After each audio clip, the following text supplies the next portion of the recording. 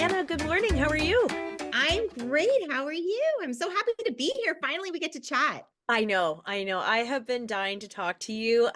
You and I met years ago, but you've been on my mind a lot, especially because, you being a sleep and stress management coach, you are exactly who I need to talk to right now. Is this Yes, like a big issue for women in midlife, or is it just me? it is. Absolutely. I've been, helping families, babies to adults, corporations sleep better since 2007. And, now that I'm in midlife, this has been a conversation I've been having with women for years. That once we enter that stage of what we call midlife, our sleep takes a hit for many different reasons. Obviously we talk a lot about menopause and perimenopause, and of course our sleep takes a hit as we go through that hormonal transition.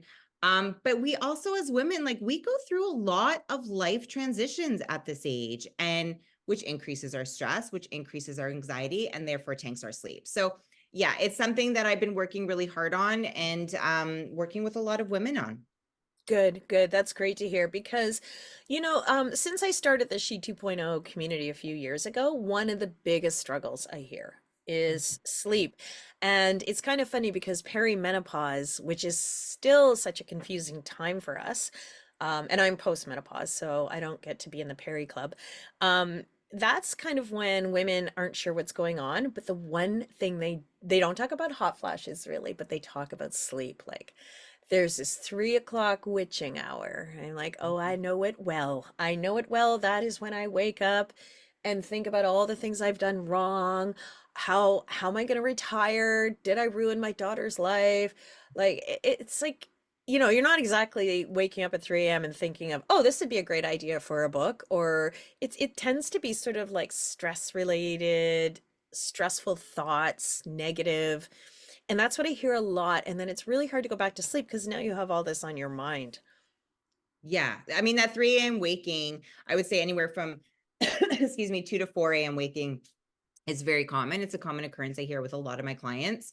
And I mean, it could be for many different reasons. So when we're talking about, I'll touch on the stress part last, but it could be for the fact of, do we have the appropriate bedtime? A lot of my clients will say to me, I'm going to bed at say 9 or 10 o'clock at night because they just feel that that's an appropriate bedtime, and then consistently waking up at that 3 or 4 a.m. mark. Well, that could be your body's way of telling you that you've had enough sleep, right? If we do the math, that's about 6 to 7 hours of sleep. So do we actually, a lot of people expect me to tell them to go to bed earlier, but a lot of times I'm actually telling people to go to bed a bit later. You're kidding. Because maybe their body isn't ready to go to sleep when it does, especially if you're going to bed. And this isn't for people who are like on the phone on TikTok, going down the TikTok hole for an hour or two before they fall asleep. But people who are actively trying to fall asleep and unable to at bedtime, maybe that's not when your body is tired enough to go to sleep. So maybe moving out bedtime can help push that 3 a.m. waking out. Are we talking about, our body temperature as we go through things like perimenopause and menopause in midlife? It affects our thermoregulation. So our brain is more sensitive to our body's temperature. So when it drops or it's too hot, enter night flashes, or night hot flashes, enter night sweats. And that can wake us up. If our body's busy trying to regulate its temperature, it's not able to focus on good quality restorative sleep. Same with eating too much, right? If we're eating large meals before we go to bed, our body is busy digesting food and not able to focus on restorative sleep. So there's a lot of reasons why we could wake up at the 3 a.m. mark, going to the bathroom if we're not, if we're drinking too much liquids before we go to bed, all of those things. When it comes to stress, the reason why that 3 a.m. time is a time where we tend to wake up and sort through our lives and all of our problems and try to work everything out is because at that stage of sleep, at that time of night, during that stage of sleep, we tend to cycle into more lighter stages of sleep. So what I mean by that is we have about 5 to 6 cycles of sleep that we get throughout the night. And as we transition through each cycle of sleep, we're either sometimes fully waking up, partially waking up, it's called partial arousal, to get into that next cycle of sleep. around that 3 a.m. mark, we tend to wake up more as we're transitioning into that next cycle of sleep. So, if you have a lot on the go at that time of your life, maybe you're going through a more stressful time, a more anxiety filled time, as we do, menopause and perimenopause and midlife also affects our mood regulation. We tend to have more anxiety, more depression, all of those amazing things that we get at midlife. That can wake us up more and make our brain really busy. And now we're starting to sort through all of the things. So when I'm talking to clients, it's so important that a lot of what we do during the day can actually help us sleep better at night. Ah, okay. Yeah. That was going to be one of my questions because I do think as I learn more, I focus particularly on my nighttime hygiene. But I don't think about, I mean, the only thing I think about during the day is like if I have a really stressful day or something's going on, I'm like, oh, this is going to be on my mind tonight. But I know that there's more that we can probably do during the day that kind of like, I don't think that bedtime hygiene doesn't start at like 9 o'clock, right? No, and sleep hygiene is such an important component of healthy sleep, and obviously something that I teach and practice and is part of my messy middle sleep solution program. But the problem is that it's not the only thing. Yes, we can focus on a great sleep environment, which is important, focusing on consistent sleep patterns and all of those things. But we also have to focus on stress management and coping skills. And a lot of that happens during the day and also in the morning. Like you said, when we talk about healthy sleep, a lot of us focus on our bedtime routine and what we do at night, which is important, but that morning routine and some things that we can do throughout the day is just as, if not more important than what we include in our bedtime. So what I mean by that is if we just look at our morning routine, I mean, I can talk for an hour just on the morning routine. That is really setting the pace for the rest of our day. So if we are, as soon as we wake up, we're turning the alarm off on our phone, because I know that everyone uses their phone as their alarm clock. And if it's the first thing you're picking up while it's still in bed, checking your emails, checking social media, checking all the things that are going to bring your anxiety levels and stress levels higher and higher, and you Yes. haven't even gotten out of bed yet, right? That sets the tone for the rest of the day. So give yourself, if you can, half an hour in the morning before checking in with the world. Turn off your alarm, get out of bed, and take that 30 minutes for you. It could be a workout. Moving our body is so important, getting in that physical exercise. Something just as easy as stretching or a walk. It doesn't have to be high intensity. Have a quiet cup of coffee. Get the kids ready for school, have just time for yourself, like whatever you want to include in that 30 minutes that's going to help you start your day in a more calming and relaxing way is really big. When we focus on that morning routine, we want to work on creating a strong drive for sleep throughout the day. So think of your drive for sleep as a gas tank. It's kind of how I explain it to people. When we wake up, that gas tank is on empty. So we want to fill that sleep tank as full as we can throughout the day, because that's going to help us fall asleep better and sleep more restfully throughout the night. So waking up consistently throughout, having that consistent morning wake time, making sure that we are waking up with lower stress levels and a more calm mind, immersing yourself in natural light, moving your body, all great ways to fill that tank, is really important. The morning routine is like so important.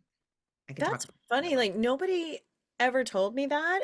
I mean, in regards to relating it to a nighttime routine. And in fact, my anxiety has been really bad lately. So I'm doing that. My phone in the morning, I turn it off, the alarm, and then I don't look at it. I come downstairs, I get my daughter ready for school, and then I take my dog for about an hour run walk in a beautiful park. And I don't check my phone and I look at the trees. I try to enjoy nature, even though I'm like, oh my God, I've got so much to do. So it is a little bit of an effort to restrain myself. But then as soon as I get in the car and get home, I do my voice to text and listen to my text messages while I'm driving, just so that by the time I get home, I feel like I'm prepared for what I need to do. But it has had a big effect on my day. And I was shocked. I actually thought it was a little woo woo. And then I did it. And I was like, then I started throwing plank in. So I get up, brush my teeth, do all the things. And then I do like a 2 minute plank. Then I go downstairs, do all the things. And by the time I come back and sit at my desk, I just feel prepared. Yeah, I love that. Absolutely. I mean, here's the thing, it's all habit changing and lifestyle changing, right? And that's not easy to do. It takes time. It takes 21 days to change a habit, but the more you do it, as you said, then you add on, right? So it's like your outcome goal is I want to have a calmer morning and feel more prepared when I finally do sit at my desk. So what are certain behavior goals that we can do to obtain that outcome goal? So for you, it's 2-minute planks. It's the little goals to get to the big goal, right? Of feeling prepared, of feeling more of a clear mind when you sit at your desk. It's that morning walk. It's that time with your daughter. These are all easy things to do, but they're changes, which Yeah. isn't always easy to do, right? So that morning routine is really important. And also what's really important is we need to allow ourselves time throughout the day to work through what we need to work through. So what I mean by that is, I'm not going to tell people, especially women, to not worry and not stress out because we're human. We're going to have certain problems going on in our life. We're going to have certain times in our life where we do feel more anxiety and more stress. That's normal. Stress isn't always bad. It's how we recover from that stress and cope with that stress, right? So taking time throughout the day, I think, is important because you had mentioned before you have so much stuff going on throughout the day. And then at night is when you start working it all out. And that's what happens at that 3 a.m. waking.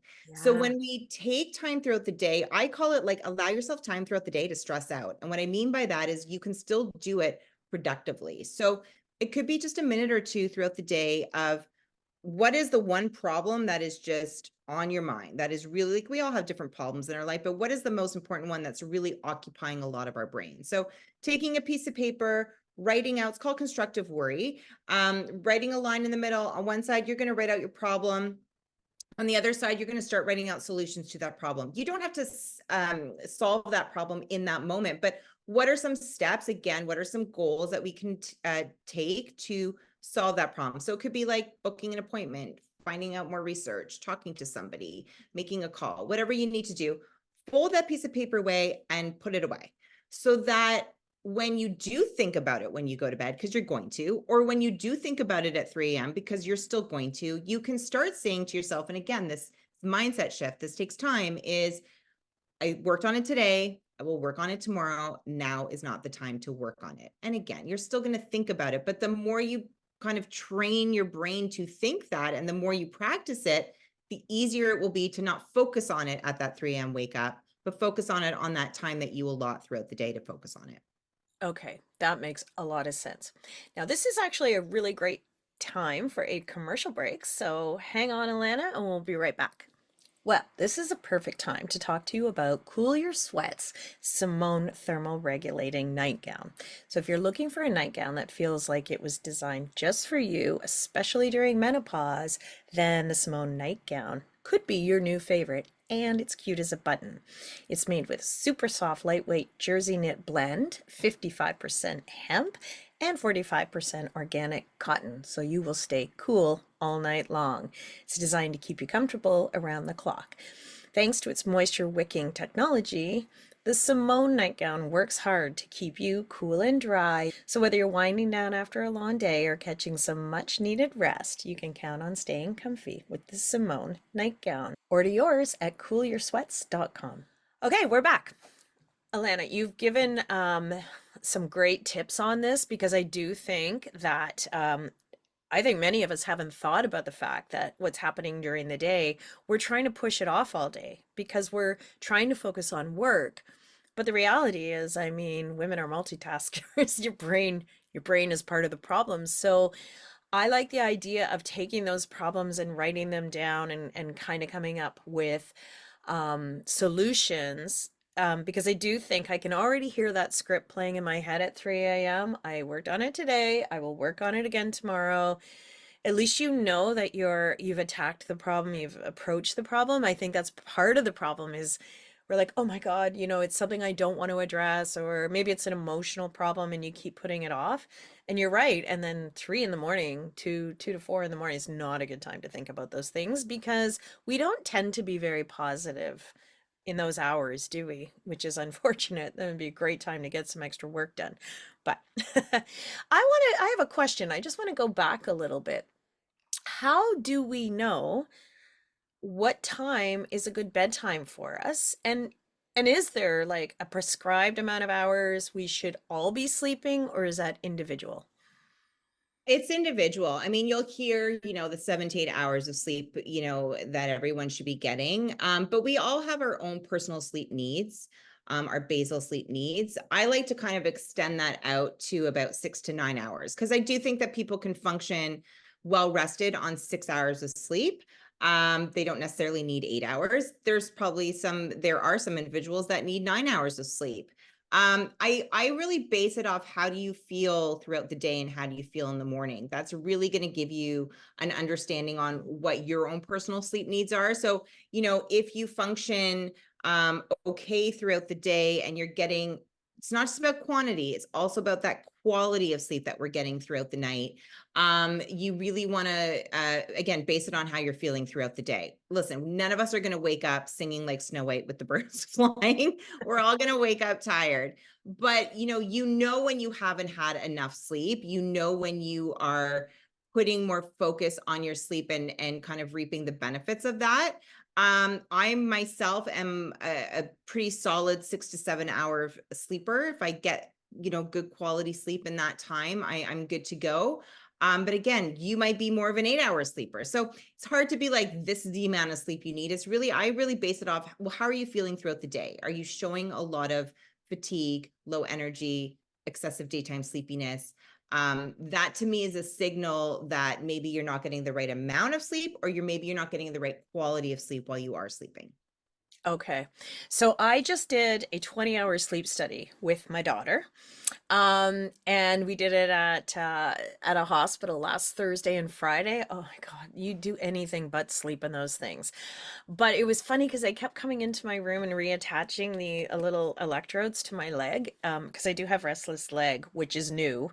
And I've heard it could be iron related. However, my iron is actually higher, like it's higher than the healthy amount, so that like in a good way. Um, but I do go to bed carrying all my stress. Like I hope I'll sleep it away. So that seems to make a lot of sense. But I don't think that I get a good sleep. And I do take melatonin, I take magnesium, and sometimes I take cannabis depending on like how bad I know I can almost tell from my day how bad my sleep's gonna be. But I would say that I really don't feel like I need more than 7 hours. And if on the occasional sleep in, but when I do, I wake up and I feel great. But 7 hours is great for me, although like my husband can sleep 5 hours and he's fine. So you're right, it does feel like maybe it's somewhat individualized.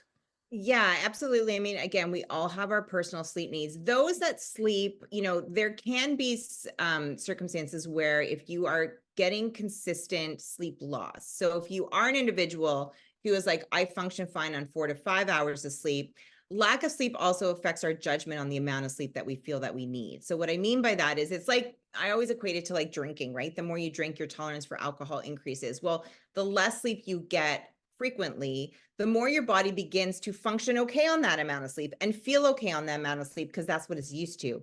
But Yeah. what's going inside is likely telling us a different story.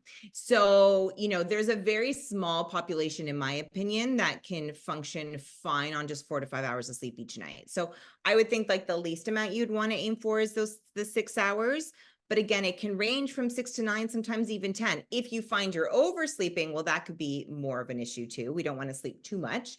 But I always like to say about 6 to 9, and there might be some nights where you function fine on 6 and some nights where you need more and you need 7 or 8. It really depends on what you're going through in that time of your life as well. Okay. So here's another question. Napping, yes or no?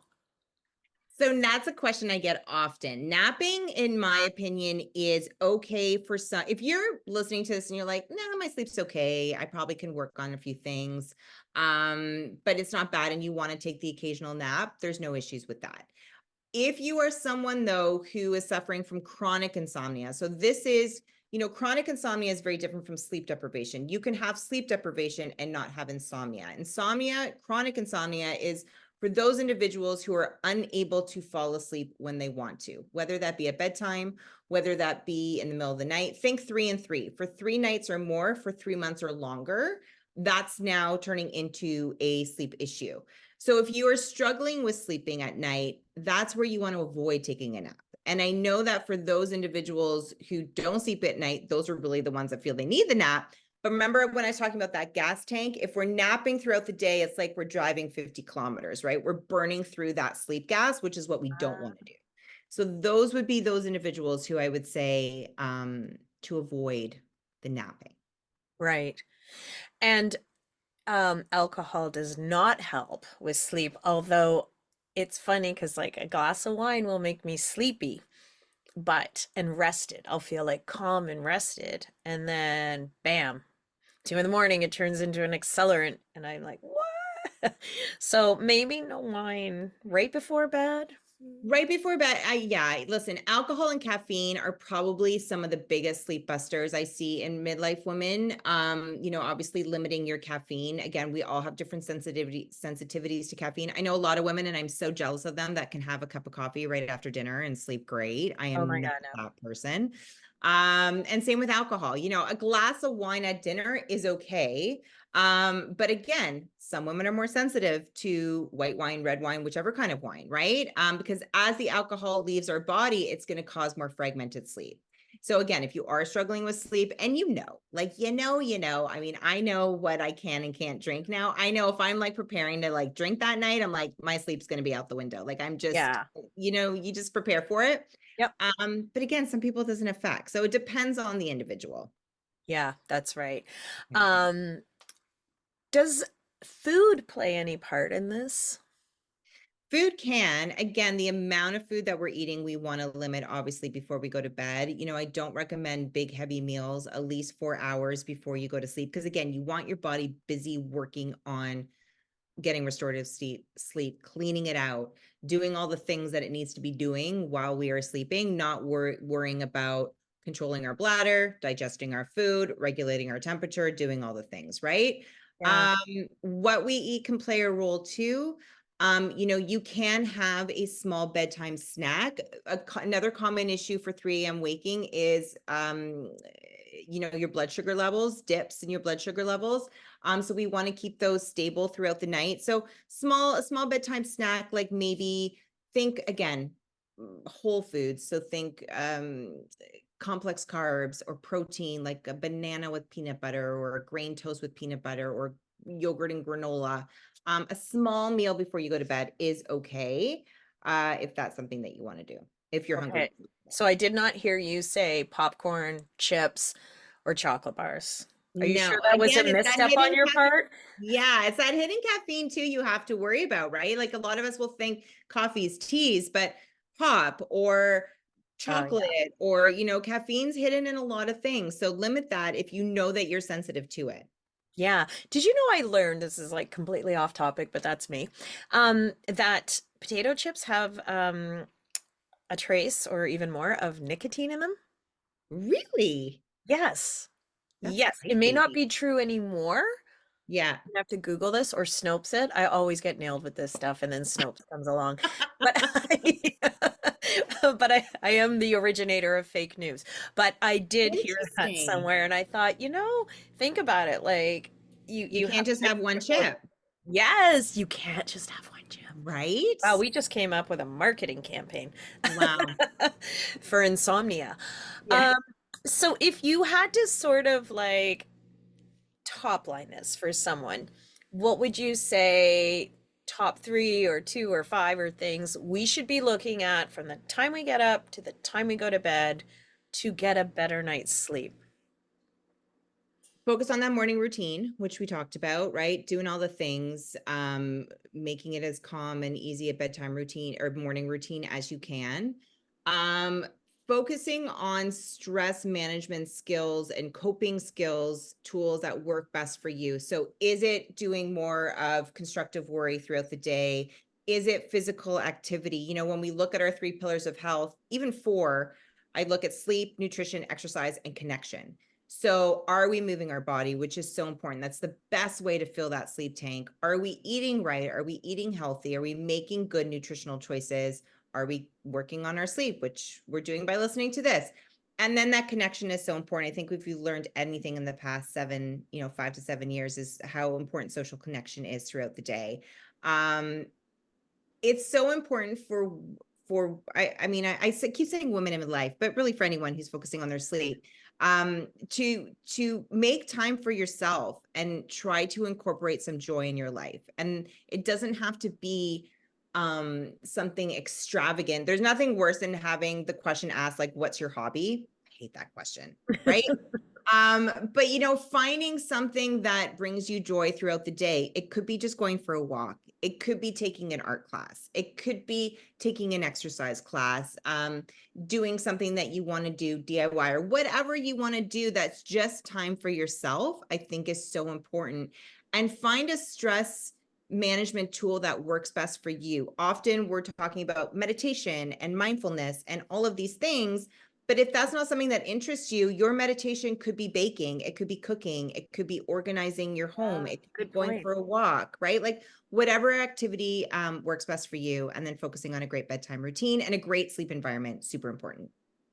That is amazing. I think I remember reading a stat years ago that when you go and do something new, like you're trying something new, whether it's a course or you're learning how to use a power tool or you're traveling somewhere and you're learning, because we were talking about weekend getaways, it is the equivalent after a few hours for your brain as having a weekend vacation, because your brain literally has to disconnect to learn something new and bring in new information. So it actually it is the equivalent of a vacation for your I, brain. And that I can be believe really that. helpful. Yeah, I totally believe that too. I one of the things I have added in, and I've just started, so I'll let you know how it goes later, but a gratitude journal. Um, I've heard a lot about that. I think about it. We talk about it at dinner, but I'm like, I'm gonna start writing these things down because I think, there's a connection between handwriting and the brain versus typing. So let you know how that goes. But Alana, I can't thank you enough. This was great information. Everyone's gonna get a good night's sleep after watching this. And will you join me later for an episode maybe on midlife burnout? Yes, I would love to. Okay, well, we'll schedule that. But Alana, thank you so much. These tips have been amazing. And if anyone listening gets a good night's sleep, you owe it all to Alana.